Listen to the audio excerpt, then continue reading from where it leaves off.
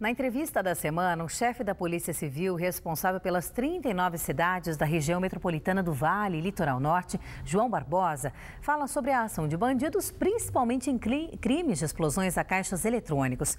O delegado também destaca as investigações na busca por esses criminosos e ainda faz um balanço sobre a atuação da Polícia Civil nesses primeiros meses do ano. A entrevista foi concedida à repórter Kátia Silva e ao cinegrafista Fernando Madonna. Explosão a caixas eletrônicos, uso de drones por criminosos e até a situação atual dos presídios da região. Para falar sobre esse assunto, nós vamos conversar agora com o doutor João Barbosa, que é delegado e diretor do DEINTER1 do Vale do Paraíba. Obrigada por nos receber, doutor João. É um prazer receber vocês e dar uma satisfação à população sobre esses assuntos. Obrigada. A nossa primeira pergunta é referente à explosão de caixas eletrônicos, né? A gente tem percebido que tem um alto índice de casos como esse que estão acontecendo na região. O que o senhor pode falar sobre isso? Realmente nós temos alguns casos, né? Esses casos de explosão de caixa eletrônico. Nós já solicitamos à FEBRABAN que interceda nesses assuntos, uma vez que os lugares não são apropriados para que possua esses estabelecimentos, não são adequados para se colocar caixas eletrônicos. Também solicitamos que essas pessoas envolvidas tenham um tratamento diferenciado, sejam melhor escolhidas, para que nós não possamos ter um vazamento de informação privilegiado por parte dos marginais. Estamos instaurando inquéritos policiais, estamos ouvindo todas as transportadoras de valores, estamos ouvindo gerentes, subgerentes, enfim, as pessoas ligadas, certo? Quase 20 pessoas já foram presas por explosões a caixa eletrônico entre o ano de 2013 e 2014. Doutor, o último caso aconteceu então no subdistrito de São Francisco Xavier e Ilhabela. Qual que é a facilidade desses bandidos em cidades pequenas, né? Tem um número reduzido de policiais por aí? Realmente, eles escolhem cidades menores, evidentemente que um policiamento é menor do que em cidades maiores, né? Mas independente disso, também pratico isso em cidades maiores. Como eu já disse, o problema são informações privilegiadas. É muito comum, acabou de se reabastecer aquele caixa eletrônico, os marginais comparecem, explodem o caixa e levam esse valor. E sempre valores altos. Nós temos municípios com 3 a 5 mil habitantes, que se coloca 100 mil reais, 100 e poucos mil reais para um final de semana, ou seja, é muito dinheiro para pouco movimento que tem, ou seja, realmente eles escolhem esses pequenos lugares. Nós acreditamos que as pessoas que fazem esse transporte, que recarregam esses caixas, é que tem informações privilegiadas. Os bancos não sabem quanto tem, só ficam sabendo depois que foi recarregado esses caixas. Ou seja, eu acho que a FEBRABAN poderia determinar que se colocasse um valor menor nos caixas, certo? Isso dificultaria principalmente a ação desses marginais, que escolhem lugares que acabaram de ser reabastecidos. Doutor, agora vamos falar um pouquinho sobre a questão de menores e o crime, né? O que leva um menor a entrar no mundo do crime? Eu acho que a facilidade da lei, a proteção que a lei acaba puxando, né, para o lado do menor. Sim. O governo do estado está propondo ao governo federal para que ele aumente o tempo, não diminuir a idade, aumente o tempo de prisão desses menores. Se essa medida fosse tomada, nós temos certeza que a quantidade de menores envolvidas com o crime iria diminuir muito, iria ajudar a diminuir essa criminalidade, principalmente os delitos graves, homicídios, tráfico, etc., por parte dos menores. Doutor, agora eu queria que o senhor comentasse um pouquinho sobre a situação dos presídios, tanto de Guará, de Taubaté e de toda a região. Sim, olha, nós temos aqui 2 cadeias que estão interditadas. Taubaté não está interditada, ela está sendo reformada.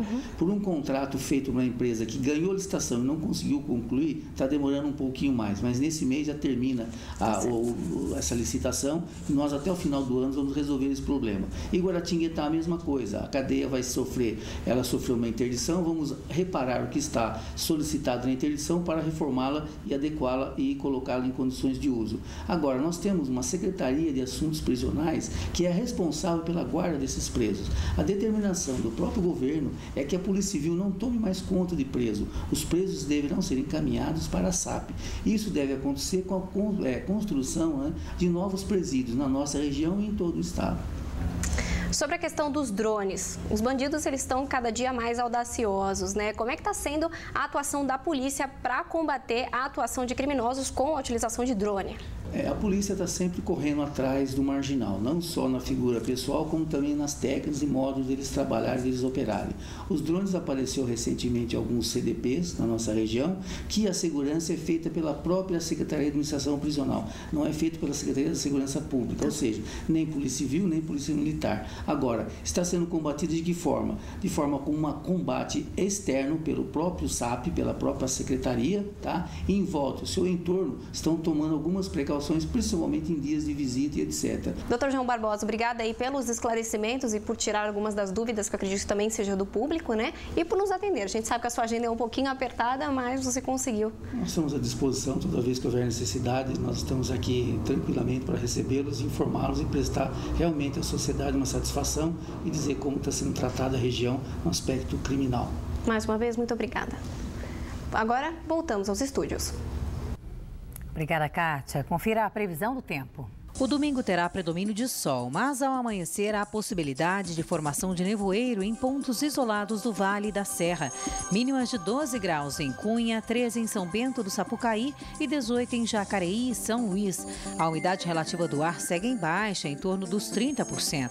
Máximas de 25 graus em Taubaté, 29 em Guaratinguetá e dos 30 no litoral norte. Agora, uma opção de passeio e negócios para o fim de semana, a tradicional Feicampo, que acontece em Taubaté. São esperadas mais de 25 mil pessoas. A segurança foi reforçada. Na entrada da Feicampo, em Taubaté, a recepção é feita com detectores de metais. O acesso dos carros também é controlado. Do lado de dentro, 20 seguranças particulares ficam atentos a tudo e a todos. E 12 câmeras de vídeo monitoram o evento. As medidas foram recomendadas pela Polícia Militar para reforçar a segurança. No ano passado, um jovem foi morto a tiros durante a feira. Reforçamos os nossos alambrados, colocamos segurança com cães, colocamos detectores de metais na portaria. E estamos de olho aberto o tempo inteiro e tomando todas as medidas de segurança para que a feira ocorra da melhor forma possível. O crime aconteceu durante um show. O recinto estava lotado. Nilson Jesus Pereira, de 20 anos, tentou separar uma briga e acabou baleado. Outras 2 pessoas ficaram feridas no tiroteio. Até domingo, 25 mil pessoas são esperadas. E graças ao esquema de segurança, 2 armas brancas foram apreendidas na primeira noite do evento. Esse ano, graças a Deus, a coisa está em paz e vai continuar em paz. Melhorou bem, porque ano passado foi muito complicado. Foi uma correria danada. Esta é a 12ª edição da Feicampo, aqui no Sindicato Rural de Taubaté. E entre as principais atrações estão uma feira de implementos agrícolas e também shows musicais. Serão 5 no total. Hoje à noite se apresentam a dupla Rodrigo e Thiago e também a Banda Brete. Mas enquanto os artistas não sobem no palco, são eles que fazem sucesso por aqui. Cerca de 350 animais estão em exposição. Uma oportunidade de negócios para os 65 produtores rurais que participam da feira. Entre venda de máquinas, equipamentos e animais, a gente estima que pode chegar até um valor de 3 milhões de reais. Antônio é produtor de leite, participa desde a primeira edição da Feicampo. Este ano trouxe 4 vacas holandesas na expectativa de, mais uma vez, conseguir boas vendas. Pela Feicampo, nós temos 2 possibilidades. Você pode expor os animais e você pode trazer diretamente para o leilão. As pessoas que trazem para expor, pode vender ou não. Se houver interessado, a gente faz uma negociação direta entre o vendedor e o comprador.